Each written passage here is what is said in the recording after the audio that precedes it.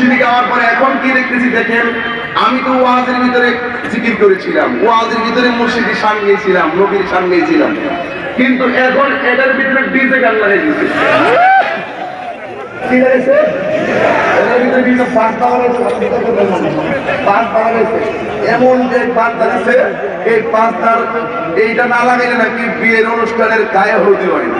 জান্নাত লোভে নয় শুধু তোমার প্রেমে, এ হৃদয় করো বাঙালি ইসলাম। আমি বেকুব হয়ে গেলাম, এই পড়াশোনার কথা বলতাম না, শেষ 10 মিনিট বলে যাবো, বলতে পারতাম না, এই সব মোবাইল ধরে রাখছে, জায়গা হচ্ছে না, আপনার কাগজ দিয়ে বসে তাইলে কথা বলতে পারবেন, তাইলে জিকির করেন, যাই বলেন, আমাকে তো সময় দিতে হবে বাবা।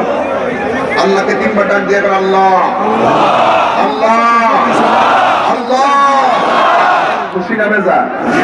আল্লাহর জিকিরের ভিতরে যারা ডিজে গানের বাজনা লাগাইয়া সমাজের ইয়াং জেনারেশন ছেলে মেয়েরা গায়ে হলুদ বলেন আর হ্যাপি নিউ ইয়ার 2021 বলেন আর যত কনসার্ট বলেন না কেন, ওই সমস্ত জিকিরকে যারা বিকৃত করে জাতির সামনে উপস্থাপন করেছে, এরা কখনো সত্য সন্তান হতে পারে না।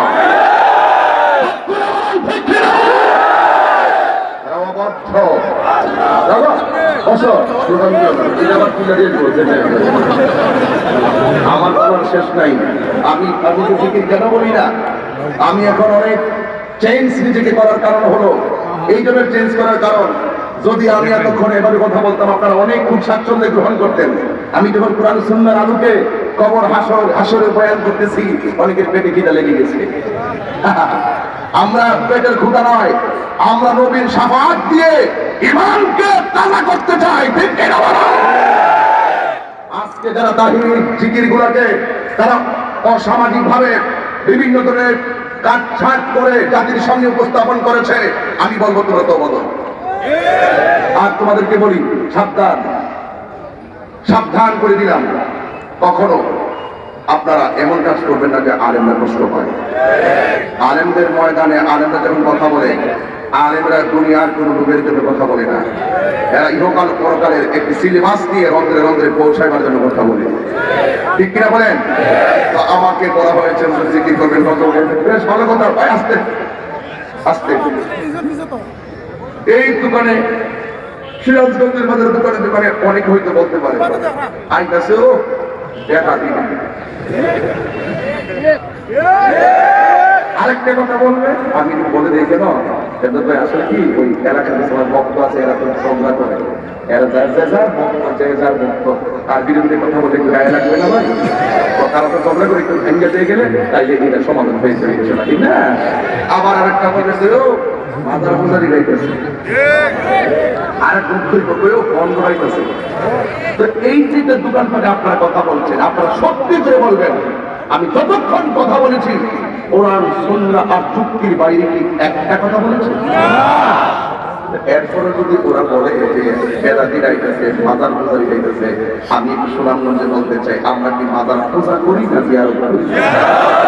তোমাদের মুখগুলো বন্ধ করে জবাব করে বলো, এই কি করি?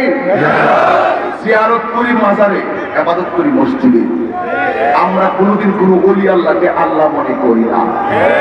আমাদের মাননীয় প্রধানমন্ত্রী সহকারে নির্বাচন আসলে বাবা শাহজালালের মাজারে জিয়ারতের মাধ্যমে নির্বাচনী প্রচারণা শুরু করে।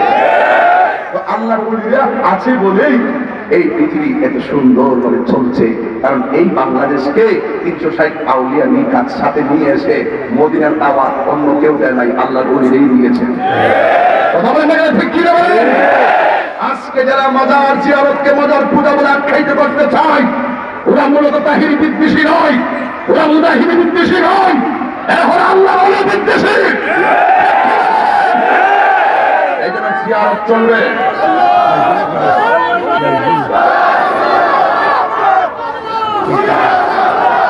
আমার কষ্ট লাগে, আমি এভাবে কিন্তু কথা বলতে পারি, কিন্তু আমি চেয়েছিলাম আদমের সাথে একটি মেসেজ দিতে, ইহকাল পরকাল, শান্তিও আছে অশান্তিও আছে, কিন্তু আপনারা আমাকে একটু অন্যদিকে নিয়ে যাওয়ার চেষ্টা হয়তো আমি করতেছি, আপনাদের হয়তো চলতে খারাপ লাগতে পারে। মাজার কি পূজা না জিয়ারত?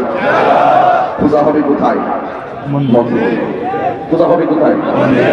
হিন্দু যাবে কোথায়? বৌদ্ধ যাবে কোথায়? এগুলাই বৌদ্ধ যাবে এগুলাই। খ্রিস্টান যাবে কোথায়? গির্জায়। মুসলমান যাবে কোথায়? ইসলাম শান্তি ধর্ম, ইসলাম মানবতার ধর্ম, ইসলাম মানব কল্যাণের ধর্ম, ইসলাম একতা ধর্ম, ইসলাম ভ্রাতৃত্বের ধর্ম, ইসলাম এমন একটি ধর্ম যে ধর্ম মন্দির ভেঙ্গে মসজিদ করার, মন্দির ভেঙ্গে মসজিদ বানাইবার পারমিশন দেয় না। হাত তুলে বলেন ঠিক কি না? আমার বাংলাদেশের মতন এমন সাম্প্রদায়িক সম্প্রীতি আমি তো অনেক জায়গায় গিয়েছি, আমি কোথাও পাই নাই। হিন্দু যেই ঘাটের পানি খায়, মুসলমান সেই ঘাটে গোসল করে। হিন্দু যেই বাজার থেকে বাজার করে, মুসলমান সেই বাজারের পাশাপাশি দাঁড়িয়ে বাজার করে।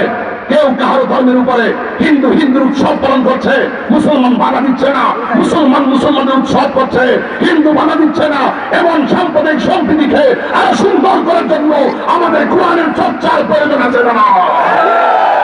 এই জন্য সেই সাম্প্রদায়িক সম্প্রীতিকে বিনষ্ট করার জন্য অনেক ষড়যন্ত্র হবে। দেশকে ভালোবাসা ইমানের অঙ্গ। আমরা মুক্তিযুদ্ধের চেতনায় স্বাধীনতার সপক্ষে সুবিভিত্তিক আইনের সুন্নাত ওয়াল জামাতের মাধ্যমে বুঝিয়ে দিতে চাই এই দেশ ৩৬০টা উলিয়াতের।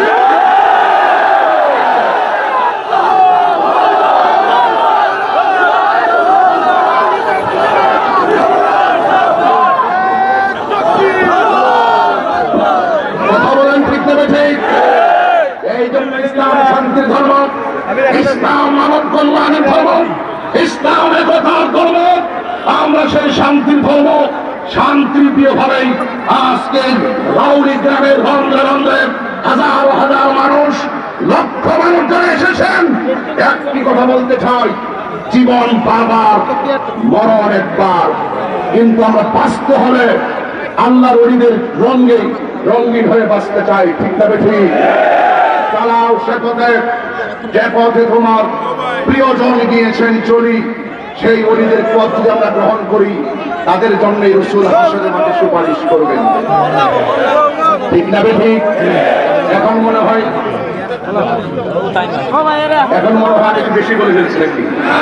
আমারই বলেন যে আমি একটু কথা বলে গেছি। সবার আমার কিন্তু খুব ভয় লাগে কথা বলতে।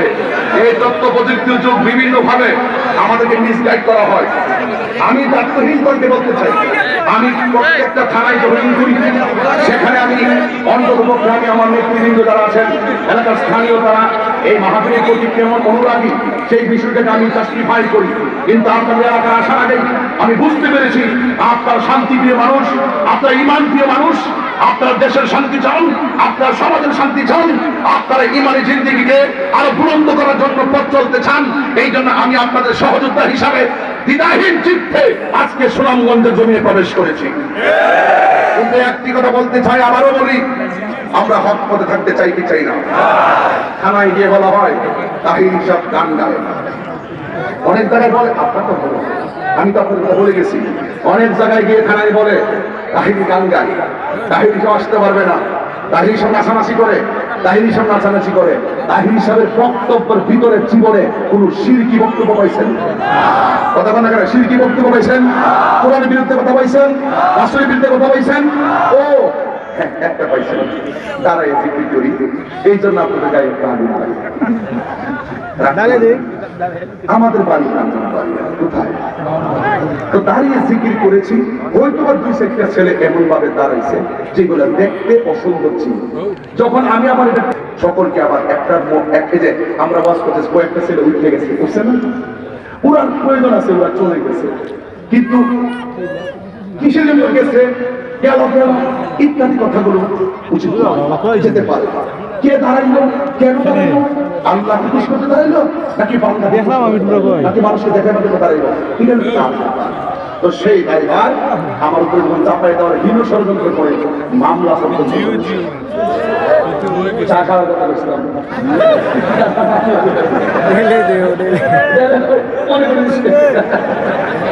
আজকে ওয়াজ করছি, দুটো কফি পাইছি না, তোমরা এলাকায় কফি আসছে কিনা?